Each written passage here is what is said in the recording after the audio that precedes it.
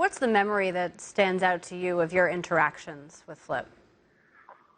Wow, there are so many. Two came to mind right away, Jade. One was watching Flip. I live in Michigan, and going to Pistons games and covering Pistons games when Flip was there after Larry Brown, and had some very good success there and got them to 3 straight conference finals, if my memory serves me right.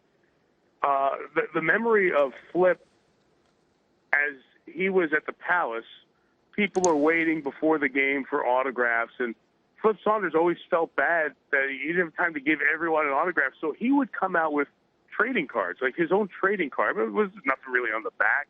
It was just a picture and already pre-signed. He was able to hand those to people instead of getting 1 or 2 autographs or 3. That means he had to take the time beforehand to do that. And he was hand-signed. They weren't machine-signed. And handing them to the people. And as he would hand them to them, he would often interact and have conversations, as opposed to what we see when people are nice enough to stop and sign a quick autograph and then walk down and walk down and walk down. So he was very giving of his time and thoughtful of the people who were kind enough to say, hey, can I have an autograph? And the other one was a few years ago when Flip was between all these jobs here and just thinking about what he was going to do, including working with us at ESPN. We were covering a University of Minnesota basketball game, and Dan Dockich and I had a chance to talk to Flip at halftime, and he loved basketball. He loved the sport. He loved the gym. He loved the people around. And we're sitting there having this very in-depth conversation about guys in the Big Ten, people who we saw a few weeks before that. And you just remember a lover of basketball and the people who made the game go. And I think that was seen by so many of us in how he treated anybody tangentially associated with the game with great respect and fondness. That's, I think, what really makes this so sad and just really grabs your heart and makes you feel awful with this news today. Mike, you talk about Flip's love for basketball and how much he had a passion for the game. How did he change the game? He was a really good offensive coach. I remember specifically those Pistons teams from covering them so closely during our playoff runs, watching them, regular season games, seeing a lot of them.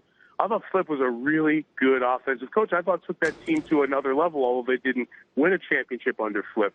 The offense he ran in Washington, the different offensive concepts, he really became a good, detailed offensive basketball coach, and his teams were entertaining. They were exciting to watch and really maximized, I thought, players' abilities with different sets, different wrinkles off of sets. And I remember, I think it was Hubie Brown, when we were doing a game, a conversation that he and Flip were having, and I just happened to be just the bystander in the conversation at that moment, just talking offensive basketball. Flip loved to see what other people were doing, implement things, but also try to innovate and create. And I think that's one of his great legacies, not obviously all of his time in Minnesota. Minnesota was a city or a state, and Minneapolis a city that had the Lakers early on, and George Mikan, and then basketball was gone for so long. And when they came back, a fledgling franchise, when Flip Saunders found the success there with Kevin Garnett and those players, kept getting better, kept knocking on the door, finally got to the conference finals that one year. It really put them back on the map, and on the map again. And I thought that with this young group, what an opportunity to have Flip Saunders' front office, basketball, and then on the bench, guidance, leadership, to take these young players and Kevin Garnett coming back in the mix to put the Timberwolves back in a place where they could succeed. I thought it was just a wonderful thing that was going to take place over the next couple of years in Minneapolis, and so sad that he's not going to be there to be a part of it.